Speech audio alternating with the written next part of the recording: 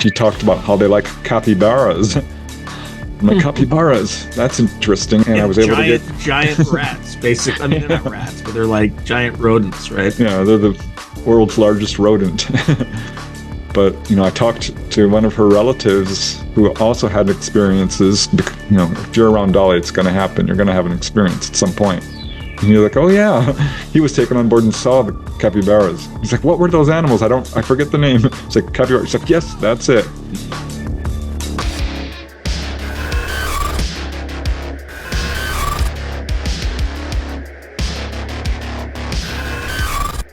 Welcome back. I'm here again with Preston Dennett. Preston, it's always a pleasure to see you. Thanks, Sean. Always a pleasure to be on. Who's the cat in the background? That's Ella. Yeah, she's an old cat. She doesn't really meow. She kind of croaks like a frog. Very cute, but yeah, she does what she wants. You can't order her around. It's kind of interesting that I just as soon as we started, because I saw her moving around, but I couldn't tell, what's going on in the background. Oh, now I just noticed there's like a tiger or a lion. It's like a tiger. Yeah. So it's kind of an interesting synchronicity now. I didn't even notice it, but we're going to be talking about animals and animal communication and potentially animal communication with ETs, right? Or the use of animals for ETs to communicate or even appear as. So what I kind of wanted to do is just talk around some cases around that. At least there's probably not a lot in the literature, but I imagine that there's some. So what are some of the cases that you've worked on that had some sort of an animal presence? Well, it certainly does come up because this is one of the leading forms of what I would call evidence. We have, of course, medical evidence, physiological reactions, and electromagnetic disturbances and landing traces, but animal reactions or animal behavior in regards to the presence of a UFO is a big thing. And in case after case after case, we have dogs who sense the presence of a UFO long before it arrives. Or all the farm animals start acting up, or zookeepers talk about this. There was a case in Phoenix Zoo in Arizona where a UFO was floating over the whole compound there, and over each animal that it went over, they would completely react. So there's something going on there. I think we know dogs have much better hearing than humans. So I'm assuming that that's something along those lines. So then again, cats, they apparently see spirits sometimes because there's that weird connection. Yeah, I've heard that before. Yeah. So it could be something along those lines too. There's definitely some communication going on between, ETs or the craft themselves, or the radiation or sound they're emitting, and animals. And that's just one facet of, the whole animal kingdom in regards to UFO contact. When you say they react, animals react when they fly over, what do you mean by that? Like go crazy or like get suddenly quiet? What sort of, how does that manifest? Well, it depends on the animals. Certainly with dogs, because there are so many dogs. So many people have pet dogs. And dogs usually react with fear. And it's not at all unusual for them to go running inside and claw at the door and hide under the bed and not even come out for a couple of days. I mean, this can affect them for some time after the encounter. So it seems to frighten them, or there's something about it that really affects them profoundly. When the United States and China clash, the world will never be the same, especially when forces beyond reality threaten to intervene. What if the United States went to war with the People's Republic of China? How would these rivals fight for supremacy on land, sea, air, and across the stochastic streams of time? What wonder weapons would be unleashed? What horrors would emerge from the irradiated sludge of the South China Sea? What heroes would rise and forever change the course of history? Tread into the deepest and darkest dimensions of the multiverse, gaze through a kaleidoscope of fractured realities, and bear witness to the disturbing visions of World War III from today's greatest minds in science fiction, fantasy, and horror. Weird World War, China. Available now from Baen Books at baen.com. But you see all kinds. There was a case in California where it was a farm, and the horses were running back and forth, and the birds were going crazy, the chickens, the dogs, the cats, everything was just going absolutely mad. The presence of this UFO, which was hovering some distance away over a nearby hill. So yeah, this does have a profound effect on animals. It's in case after case after case where, Linda Zimmerman, she's a great researcher from, I believe, New York. She's the first one to put out a book just on cases like these. And I spoke with her about it, and she had pretty much all the animals out there listed. There was a case in California where a lady was going to Catalina Island. She's like, gosh, the dolphins are going crazy. What is going on here? And poof, this thing came up out of the water. So I think we're seeing a wide variety of animals reacting to the presence of a UFO. And yeah, I'm not so sure it's the ETs communicating with them telepathically or anything like this. I think more it's along the lines of the sounds or the radiation that these craft are emitting. It could be some related to the electromagnetic disturbance or radiation, right? In the sense that, like, a lot of birds navigate with, using kind of Earth's geomagnetic field and things like that. Could be something related to that. Could be they're known to sense earthquakes too, long before it happens. Exactly. So It could be something very much like that. But there's so many cases. This is always something I look for, animal reactions.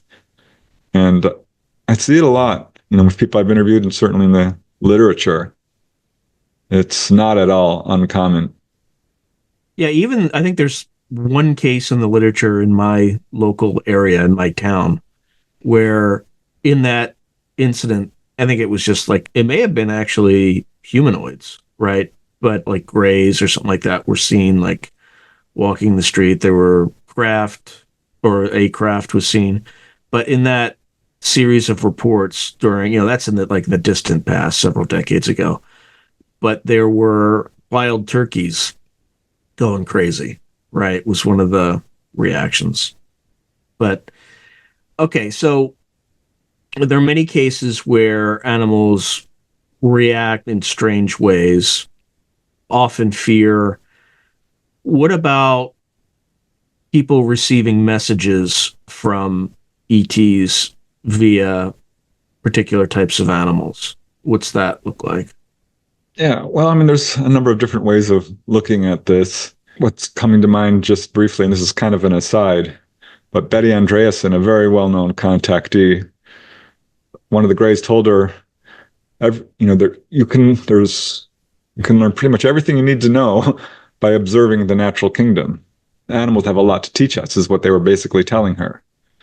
But what we see with direct contact is there are some really interesting animal connections, certainly with owls. Mike Cleland, who you may be aware of, wrote a book called The Messengers, which really cemented the whole owl connection. And what we see so often, Whitley Strieber talks about this, a lot of contactees I've interviewed have had very unusual experiences with owls. Or sometimes we'll come away from an experience thinking, well, it was an owl looking at me through the window, and later realize, no, that wasn't really an owl. These are, of course, called screen memories. And animals come up in a number of these cases. Deer, rabbits, owls certainly, wolves. You name it.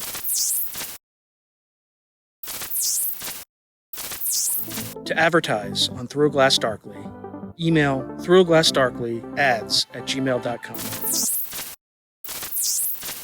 So there's a weird connection there, especially with owls.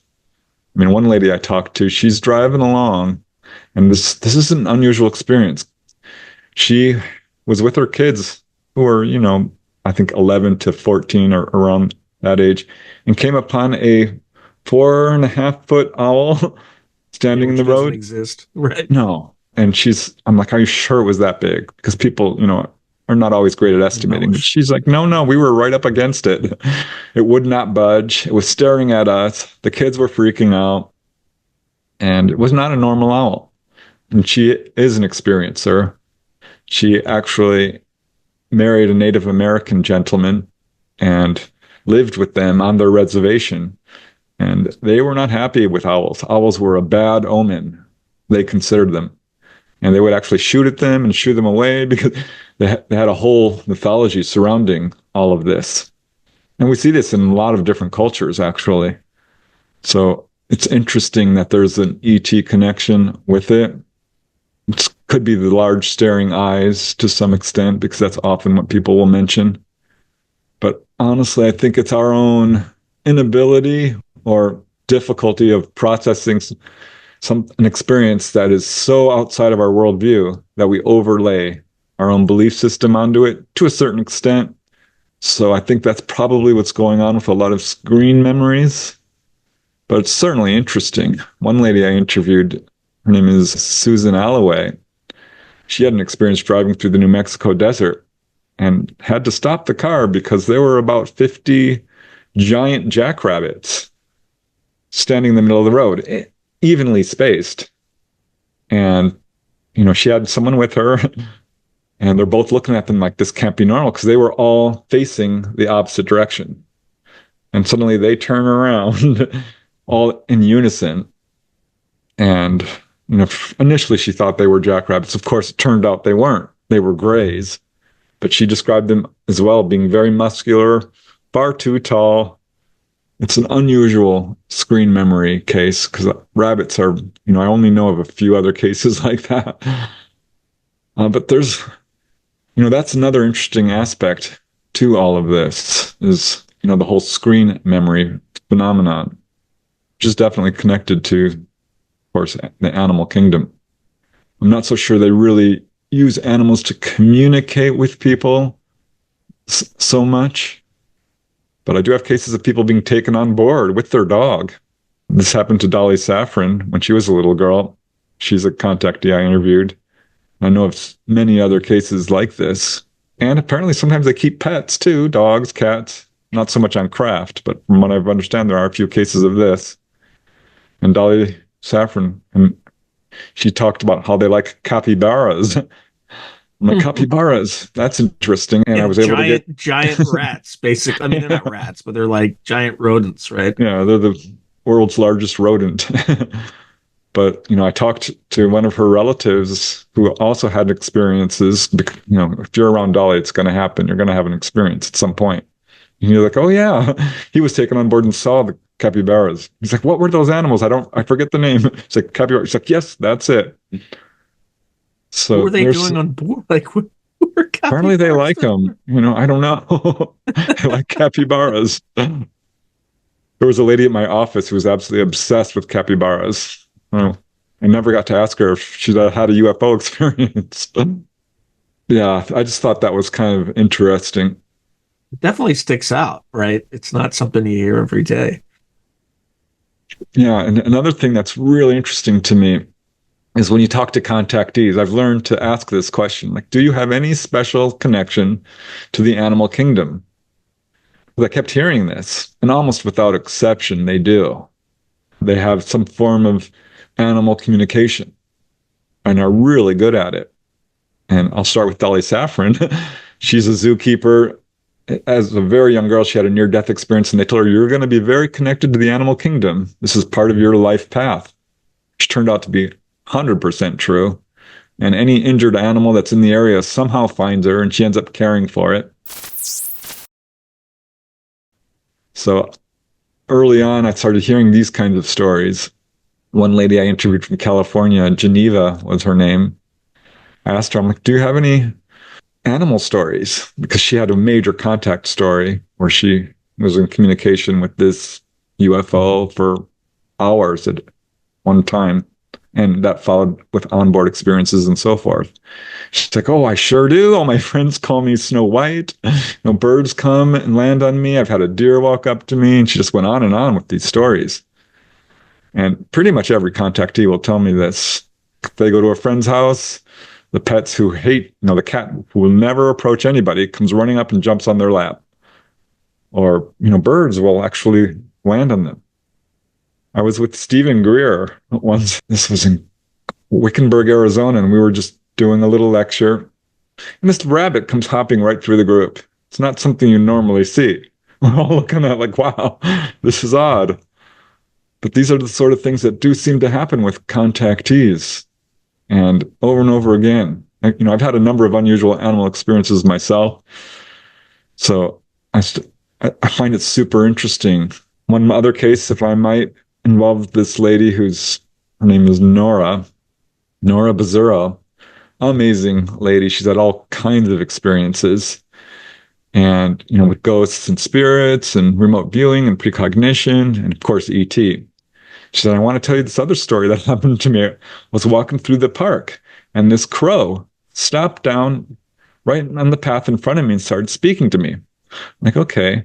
Crows, as we've now found out, are far more intelligent than we've given them credit for years. I mean, they teach their children. Yeah, crows and ravens, corvid family, very intelligent. Yeah, and she said she was communicating with this crow, and it said, danger. There's danger on the path ahead of you. Be warned. She's like, okay, and that put her on high alert. And that's when she noticed she was being stalked by a gentleman. And she was in an area where there was no lights. She's a little thing, a small little lady, vulnerable. And she quickly turned around, and this guy followed her right up until she got to civilization. She felt certain that he was going to assault her and that this crow basically warned her about it. She's got a few stories like that. So I find this super interesting that contactees have this ability because, as we know, ETs communicate telepathically. Almost universally, this comes up. And this is, I think, exactly what's going on with the animal kingdom. Because you can't communicate telepathically with animals. Our own dog here, Duchess, she is psychic. I've proven it. It's amazing because, you can secretly, very quietly, open the door and she'll come running. She knows what you're doing. You can call her mentally. It's not 100%, but it's like astonishing sometimes. I'm like, there she go. Did you see this? She's proven it a number of times. And there's been some studies on this as well, where dogs know when their owners are coming home miles before. Mm-hmm. So there's definitely something going on with the whole animal kingdom, and there's that ET connection as well. What about like spiritual connection? Or spiritual might not be the right word, but other non-human entities that may be cohabiting our environment, using them to, and by non-human, I don't mean just ETs. I mean, the dead. Well, the dead are human, but other non-human entities that various cultures have names for, but who knows what they are. Well, I mean, we can certainly link Bigfoot into all of this. Sure, why not? Which are, I'm not sure, some researchers probably look at them as, fairly intelligent primates. Others feel like, no, they're undoubtedly sentient. I think there's probably a variety of, Bigfoot or Sasquatch or ape men, whatever you want to call them. Absolutely a UFO connection with them. Bigfoot is real. I got pulled into the whole Bigfoot subject kind of involuntarily when I started getting cases with the UFO connection. And, I kind of resisted it. I thought it was a can of worms, and of course it was, but after diving into it, Bigfoot is undoubtedly real. The evidence is overwhelming. What is it, though? Is it like a physical creature? Is it an interdimensional? I mean, you've told me before we're all interdimensional, but is it something that winks in and winks out of our reality? Is it a nature spirit? There's a lot of reports of that, and I think it would be a mistake to ignore it. Well, it's largely anecdotal evidence. Observation is the foundation of science.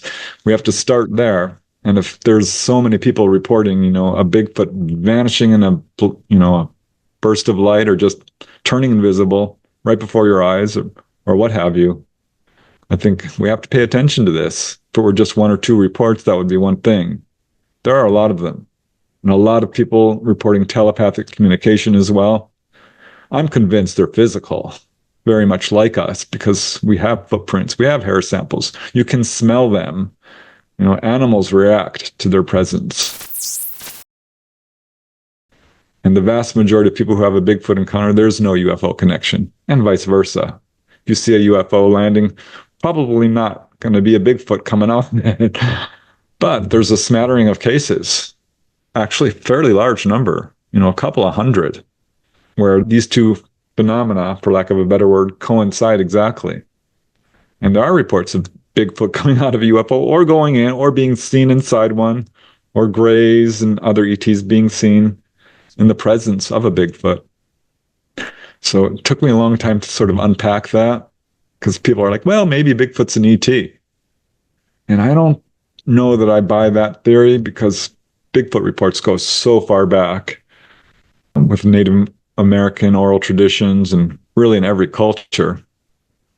So they've apparently been on Earth and living here with us for a very long time.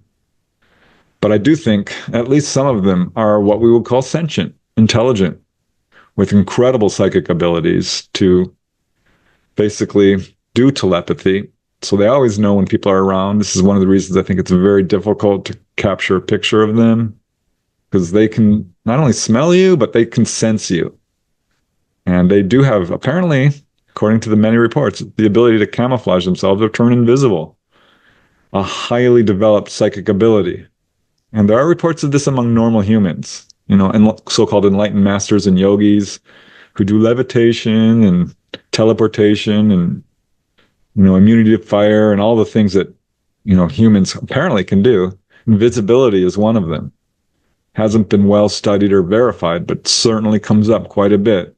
So it would make sense that, this is an ability that they have if they're that psychically developed. And honestly, what I think is going on in cases where these, UFOs and Bigfoot are coming together is that some of them, and this sounds crazy, but this is my working theory right now, my assessment, that some Bigfoot are what we would call contactees, much in the same way a human is, which shouldn't be that outlandish once you accept the presence of a Bigfoot itself. It's like, why not? Why wouldn't they not be, in contact with ETs? So that could be what's going on here, but certainly interesting. And Bigfoot really shouldn't be lumped in with the paranormal at all. Frankly, UFOs shouldn't either. The paranormal is a misnomer. It's just something we don't understand, so we're calling it. It's the normal that we don't understand, or that have societal norms against, or societal taboos. Basically, we were told not to believe in these things.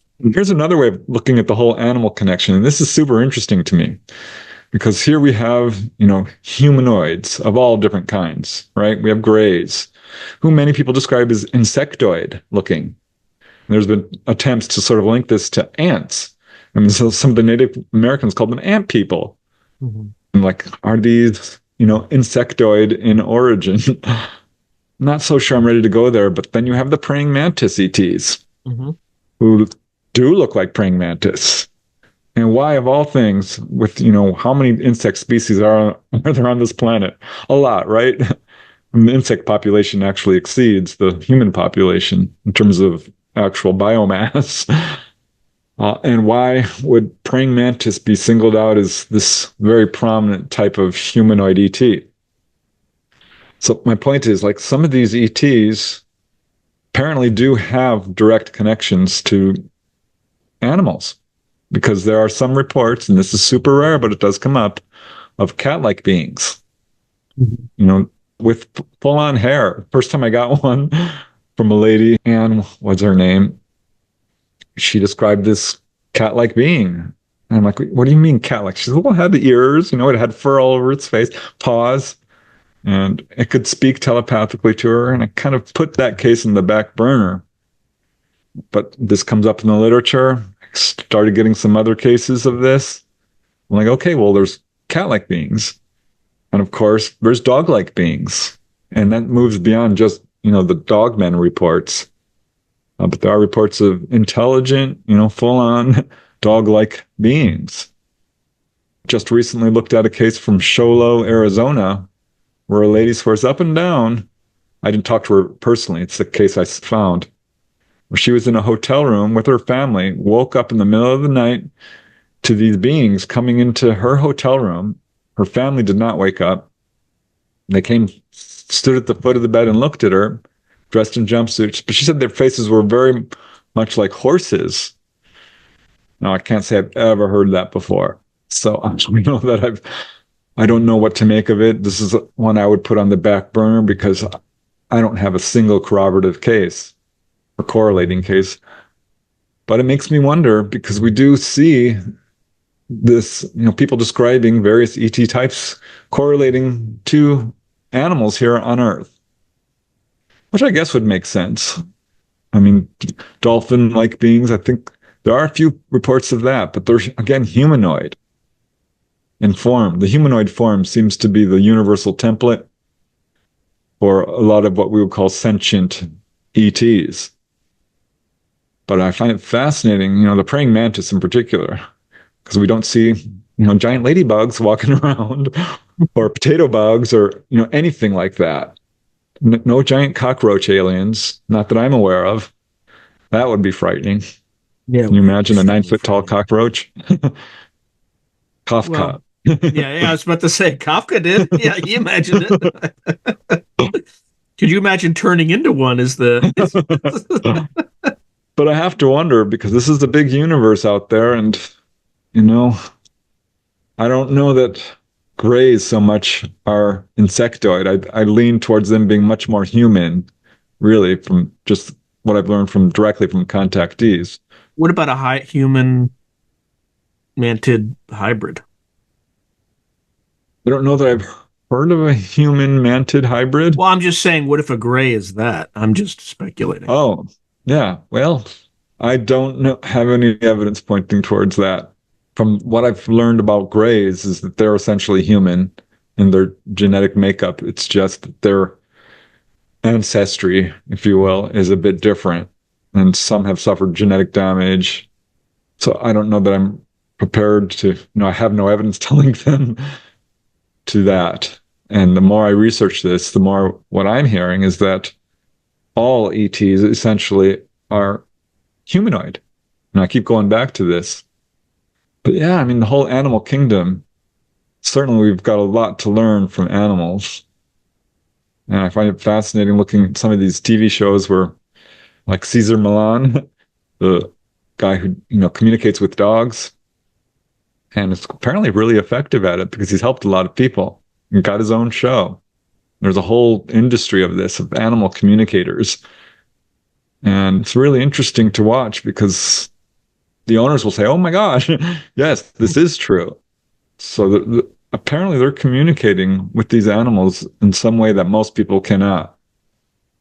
But I think we do all have this ability. I remember one time, this is a personal experience. I'd been really let down by someone, very much, let me down, and they were supposed to, fulfill their part of the bargain and didn't. And it was quite upsetting. And so I was like really angry, and I couldn't calm down because I was upset. And I just hate it when people let me down. When they said they're going to do something, they don't do it. And just to calm down, I went out on my balcony. This is in Canoga Park, right outside of LA, very heavily populated area. And I was shocked when this red-tailed hawk came and landed on the banister. And we're talking about, 2 feet. Maybe. I was going to say a foot, but no, it's probably closer to 2 feet. Could be 3 feet. Stared and looked at me. And my anger just kind of lifted. I'm like, oh, well, this is beyond odd. This was something that seemed more than just coincidence. Nothing like that has ever happened to me in terms of, a red-tailed hawk. In the last 2 days, there's been 2 or 3, depending on the day, of red-tailed hawks. I'll hear them screeching. So I'll go outside and they'll be circling around my house. Yesterday it was just 2 of them. The day before, it was 3.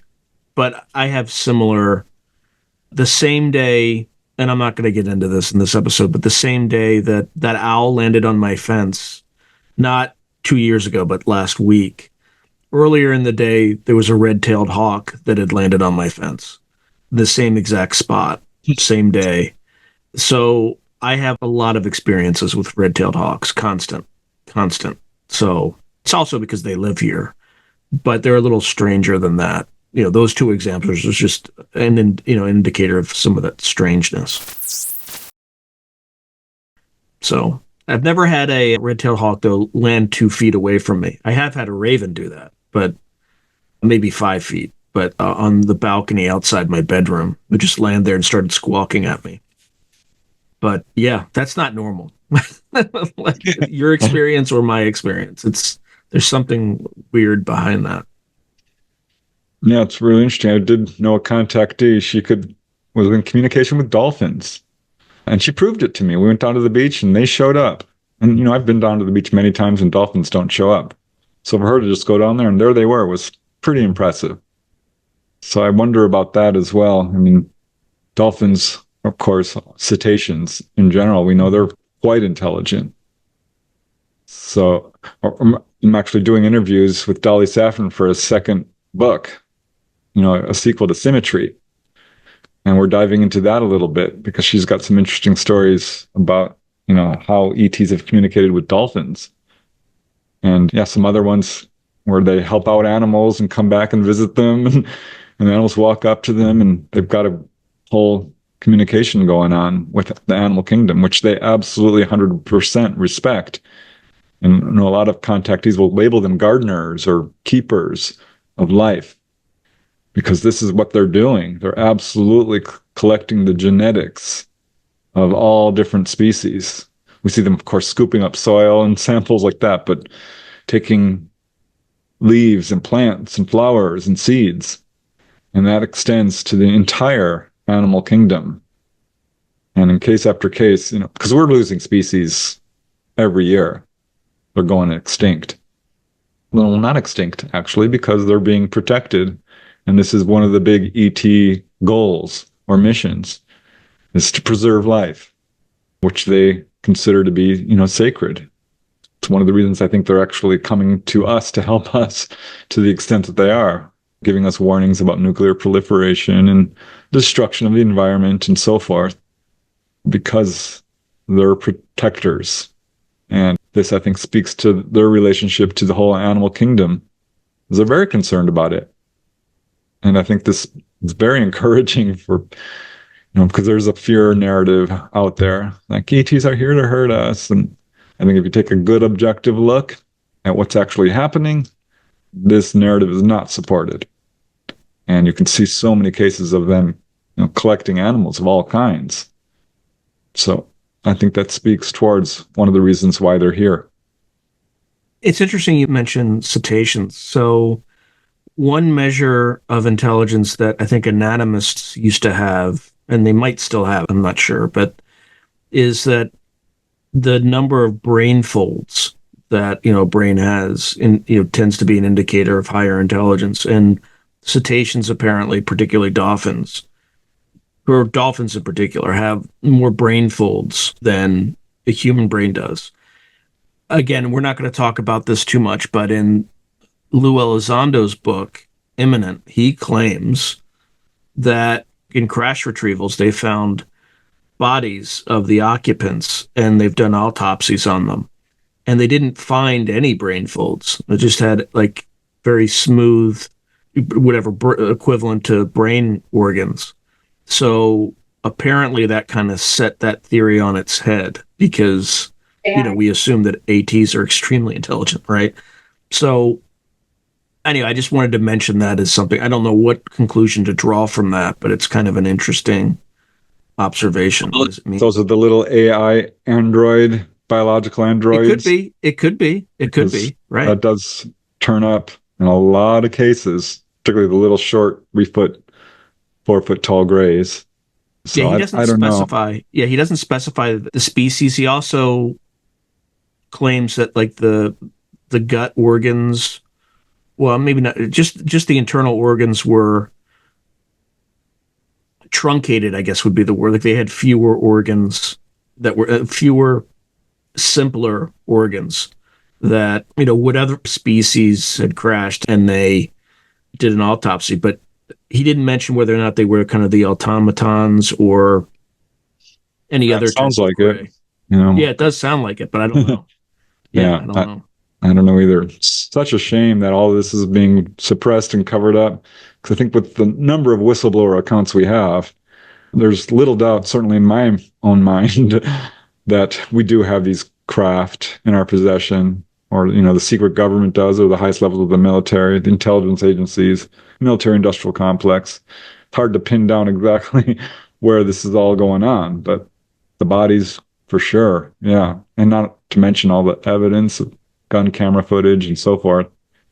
So much evidence that is being suppressed that would just bust this whole subject wide open and would change everything. Well, there's clearly one faction of government that's trying to get this out, and there's one or two factions that are trying to suppress it. So if you look at the media coverage for Lou Elizondo, it's not normal, right? Like with Grush, you didn't see CNN, or I don't know if CNN interviewed Lou Elizondo yet, but he was on CBS News. It was in the New York Times. It was, this doesn't happen unless you have, or at least he has, involvement from factions within the intelligence community, because they control all these media sources, right? I mean, and I'm not saying that as a conspiracy theorist. Like they actually have people on the inside the New York Times, and if the director of the CIA calls the New York Times, they can kill a story because of national security reasons. Like they have discrete arrangements, and they've definitely abused it in recent years. But the fact that he's getting coverage on mainstream outlets means that there is a faction that is pushing hard to get this information out. Now, it's like any limited hangout that the intelligence community would run. They're going to get out the narrative that they want to get out. Well, that's just what I was thinking. It could be a completely sanctioned thing. Like, okay, you're going to go out and do this. 100%. It's 100%. It's 100% completely sanctioned, because you can, if you step back, you can see the coordination. Now, I don't know if there's kind of loyal opposition, i.e. the opposition is just there to intentionally to just make the narrative hold up and to create a narrative around the hero, and like or if there's legitimate opposition, like there's a faction within the intelligence community that's trying to suppress it. According to Elizondo, there are two other factions. Again, this could be a completely made up narrative, and it's no shade on Elizondo. It just might be that these are his marching orders, right? But according to his book, there is a legacy group, right, which is the group that is involved with the aerospace companies. The aerospace companies have title over these things, but the Air Force, they have to get the Air Force's permission to discuss it. And then there's what he calls the Collins Elite. Now, if you'll recall, the Collins Elite was first mentioned in this book by Nick Redfern about a group that considered ETs to be, some demonic manifestation. So this other group, I don't know if it's formal or informal. Lou doesn't either, according to his recent book. But this particular group believes that we shouldn't even look into it, because by calling attention to demons, you only make them more powerful. So he considers it highly religious, et cetera, et cetera. And yeah, so that's the narrative in his book. There's no way I can confirm or deny whether or not it's all true, right? About the way he characterizes it. It almost seems too cartoonish that you have these like Christian fundamentalists who are just like, no, they're demons. They can't be anything else, right? I think it's a little bit too cartoonish. I think there's probably some more nuance to it if it's true. But anyway. Well, I looked into the whole demonic thing, and I do not subscribe to that theory whatsoever. Not that demons I do believe exist, right? But they're not flying around in spacecraft. This is my assessment based on my research and everything I've been able to learn about this subject. And I know people, I think everyone's looking at this through the lens of their belief system. The intelligence agencies are horrendously compartmentalized. Yep. And I always kind of step back a little bit when we've got people within government coming out and saying all these things, because our own governments, or, perhaps not the best term, secret governments, or whatever you want to say, they've had such a heinous record on this subject. It's not just this subject. I mean, I got to be careful what I'm about to say, but in 2020, something happened and they lied multiple times. I mean, they labeled anybody who came up with what actually happened, right? Like, maybe this could have been a lab leak at a place that is called the Wuhan Institute of Technology, where they do novel coronavirus research. Maybe it could leak. This is why I always take these stories with a grain of salt. I have to give kudos to anyone who enters this field and is trying to say, this is real.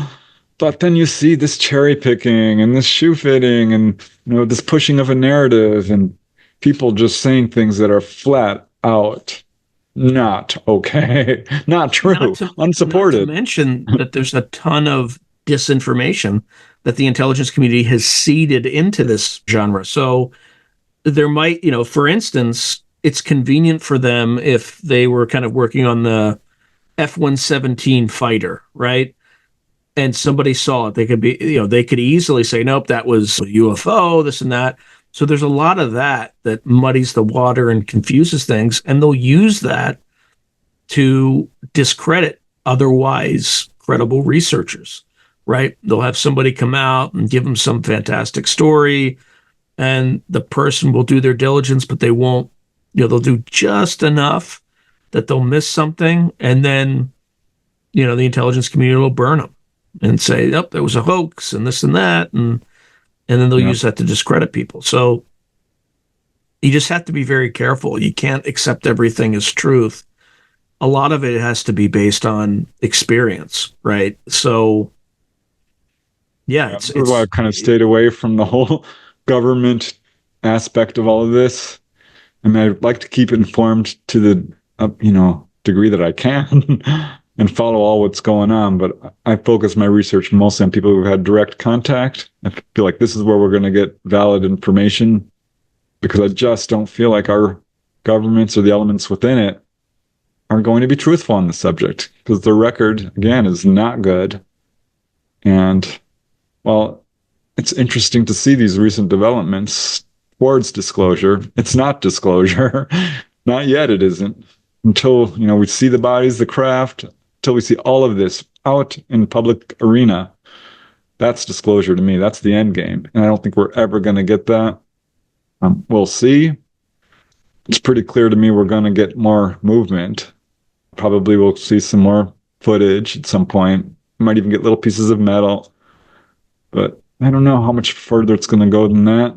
We're going to have more whistleblowers, no doubt about that. They seem to come and go. They ride through the scene, and then...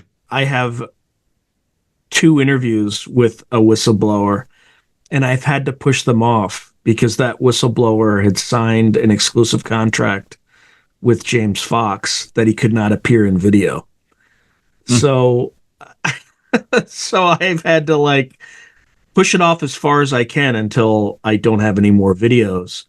And I'm scrambling to put enough video or, interviews between that and, so it comes out right when the James Fox documentary does, because he wasn't authorized to do video. He just, for whatever reason.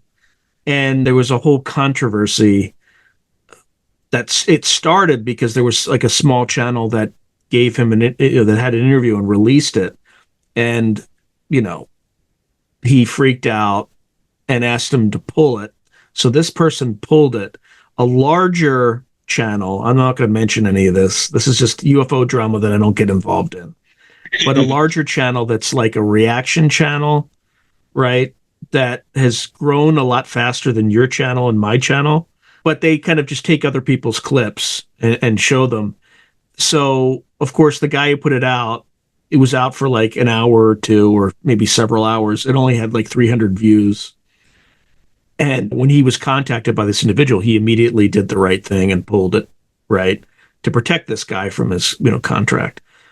Well, the other guy who took his clip had like 15,000 views and refused to pull it. Refused. It's like, no, that's not how it works. So the smaller guy was pissed off, obviously, because this guy took 9 minutes of his footage and was monetizing it and getting all sorts of views. So he issued a copyright strike just to get him to pull it down. So, the guy did like a live stream ranting on it and stuff like that about, how bad this person was. And, the person who took his clips and monetized them, right? He's like, and he thought he was doing the right thing, which clearly he was not. So they worked something out. So the guy withdrew his copyright strike. The other guy brought down the video. But yeah, the more you get into this thing, the more you just try to avoid controversy, because it's channels like that are very controversial, and you kind of use other people's clips, will grow faster, will get to a bigger audience, but they will also implode faster, because this is a long-term game and relationships are going to matter. And if you burn every relationship you have, you're not going to be able to run a sustainable model or business or whatever you want to do. But anyway, I don't know. Besides, it's important to do the right thing. I mean, you need to take the moral high ground if you right. Like this guy was gracious enough to grant me an interview, so I'm going to do what I can do to reduce the stress in his life, so that he might want to come back, or other people see it, and people who know what's going on will be able to intuit what his name is and all that stuff. And of course, I will tell you, Preston, if you don't know after this interview. I just don't want to make this about that. But I mean, that's the whole part of this thing too, in terms of being a good steward in this community, as difficult as it might be, because there's a lot of controversy and people attacking each other and things like that. I try not to get involved at all, right? Because it's just not. I want to talk to everybody. I want to talk to both sides. I have you on a lot. I have John Brandenburg, who says not the exact, but has the opposite message. But I like to hear both sides of an argument, so that my audience can hear both sides and can decide for themselves. So, and I've had people who posit the demonic theory too, right? And my sense is there's probably elements of truth in all these things. Some may be more distorted than others, but I really don't know, right? I really don't know at this point. Well, that's what investigation is all about. You have to look at everything. That's right. Even the stuff you don't agree with, you especially have to look at that to encounter your biases, etc. So any last words on animal communication and ETs and all that good stuff? Well, I think we covered some interesting aspects to all of this. I think it's an important aspect that doesn't get a whole lot of attention. But yeah, I think animals do have a lot to teach us about UFO contact as well. I mean, if dogs are hearing this stuff, we should be able to create a sensor, some kind where we can hear these UFOs come in the same way dogs are. Well, we do have UFO detectors, which, detect magnetic fields and so forth. But if there's an ultrasonic frequency or something along these lines, that might be an interesting avenue of research. It might also be an infrasound. I don't know where I saw this, but you know how crickets stop? Good point. Yeah. There is some frequency where they'll stop chirping. I forget what it is, but it might be an infrasonic frequency. We'll both have to look it up afterwards, but or it could just be that time stops and, you don't hear them chirping because something's going on there. The Oz factor, as it's been famously called. But yeah, I think if we pay attention to animals, we can learn a lot about ET contact, because they're absolutely aware of it. All right, my friend. As always, a pleasure. Thanks, Sean. If you enjoyed today's video, please hit like and subscribe, and also hit the notification button so you can be notified whenever I post new content. Thank you. Now, if you're enjoying the channel and you want to support it, there are several things you can do. In fact, there are 5 things you can do. The first thing you can do is just buy my books. I got plenty of books out in the market right now, and I would prefer that folks buy a book rather than giving me direct support, because they get something out of it. They get a real tangible product. The second way you can support me is by becoming a member on YouTube or becoming a patron on Patreon. And just go to either site and it'll explain everything.